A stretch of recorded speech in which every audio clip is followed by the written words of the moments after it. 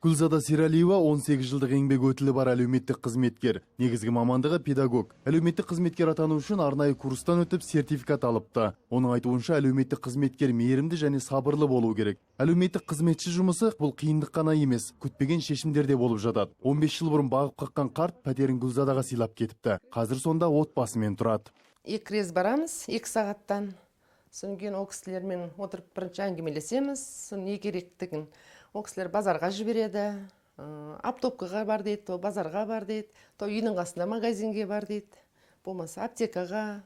Бұл жұмыс үшін Гүлзада ай сайын 62 мың теңге жалақы алады. Күніне 2-3 қарттың үйіне барып жинастырып, тамағын дайындайды. Жалпы бір қызметкерге 9 зейнеткер тапсырылған. Олар әрқайсысына 2 сағаттан 2 күн көмектеседі. Арнамызға көмек сұрап хабарласқан Николай Евсиков басқарманың шешімі бойынша Гүлзадаға тапсырылды. Иногда плохо мне совсем. Мен өз еркіммен жүріп тұра алмаймын. Дүкенге бару керек болса, көршілерге өтініш жасаймын. Ал қызым менен бас тартқан. Соңғы 4 жылдан бері көрген жоқпын. Өзі де хабарласқан жоқ. Қазір қалада 330 әлеуметтік қызметкер бар. Олар жалғызылықты 2370 қартты күтіп бағады. Ал әлеуметтік бағдарламалар басқармасының айтуынша маман саны жеткілікті. Тіпті соңғы жылдары жастардың да әлеуметтік қызметкер болуға ынтасы жоғары. Жалғыз қалып жатқан айтқанда егде жастағы азаматтар дейік.